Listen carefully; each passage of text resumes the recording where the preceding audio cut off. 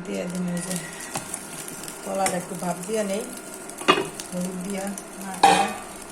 আর এই মাছে আমি হলুদ মাখায় রাখছি, হলুদ আর লবণ। কলাটা ভাপ হোক।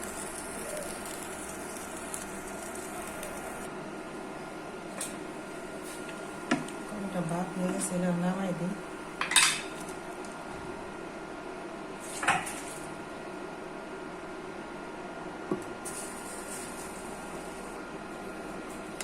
এবার দিয়ে দিই তেল।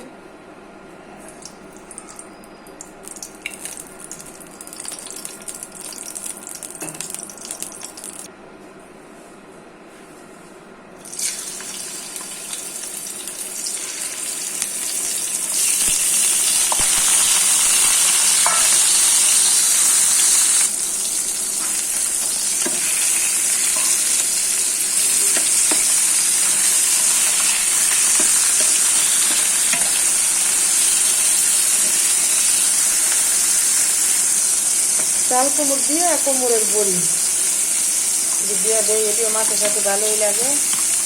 সবাই খাইতে পারে না, ভাজায় থাকে উল্টো পাল্টে ভাজায়নি। কালাই ডাল দিয়ে কুমড় দিয়ে বড়ি, চাল কুমড়ের, পাকা চাল কুমড় দিয়ে দিচ্ছি। সাথে কয়েকটা আলু। ছোটো বাচ্চারা যারা থাকে এরা তো আবার কলা খাইতে পছন্দ করে না, এরকম কলাটা একটু ভাজা দিয়ে নেই। আমার মাছ ভাজা হয়ে গেছে, কোনো রকম একটু নাড়াচাড়া দিয়ে নেই।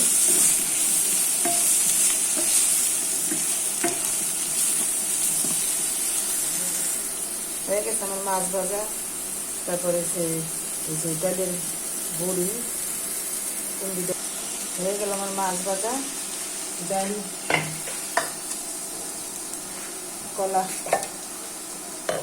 কলা ভাজা। এইবার দিয়ে দিব মাছ রান্না করব। তেল, সয়াবিন তেল,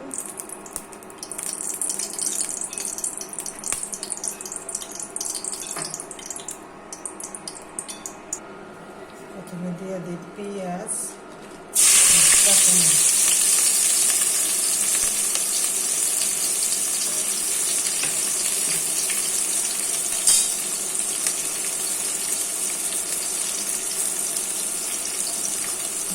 পরিমাণ মতো লবণ,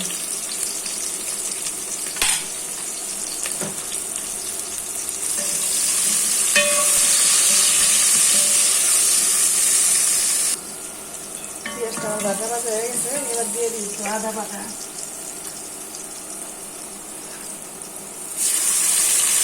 পরিমাণ মতো।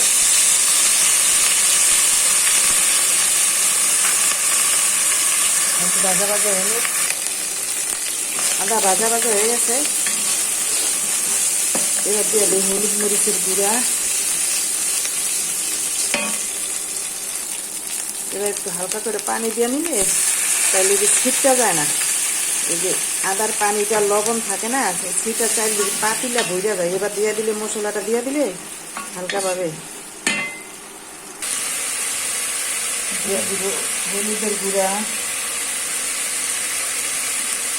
মরিচের গুঁড়া হালকা করে, তারপর ধনিয়ার গুঁড়া, ছোটো ধনিয়ার গুঁড়া, লবণ তো দেওয়াই আছে।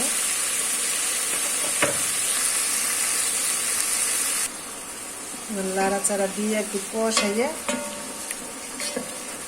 মশলাটা যত কষাবেন তত ভালো। বিটুর মধ্যে বিটু বড় হয়ে যায়।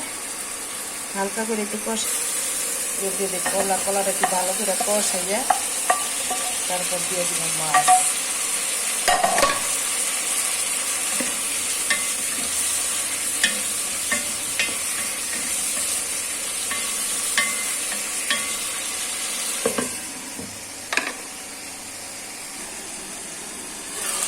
দিয়ে দিন এবার কুমড়োর বড়ি।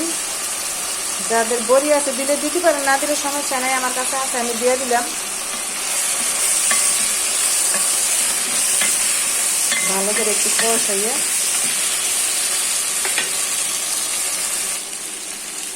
একটু পরিমাণ মতো পানি দিয়ে হালকা করে একটু কষায় নিই। আপনি একটু ভালো করে কষায় নেবেন, কারণ ভিডিও করার সময় তো দেখান যায় না, আমি ভালো করে একটু কষাই নিতেছি, আপনি একটু কষাই নিবেন ভালো করে, যাতে সিদ্ধ হয়ে গেছে নাকি দেখলেই হইব।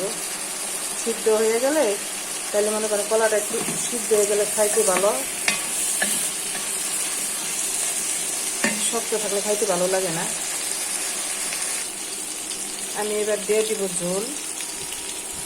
ঝোলটা দিয়ে দিলে পরিমাণ মতন দিবেন, আপনারা যে যেমন ঝোল পছন্দ করেন আন্দাজ মতনই দিবেন। আমি আর একটু দিয়ে দিব ঝোল।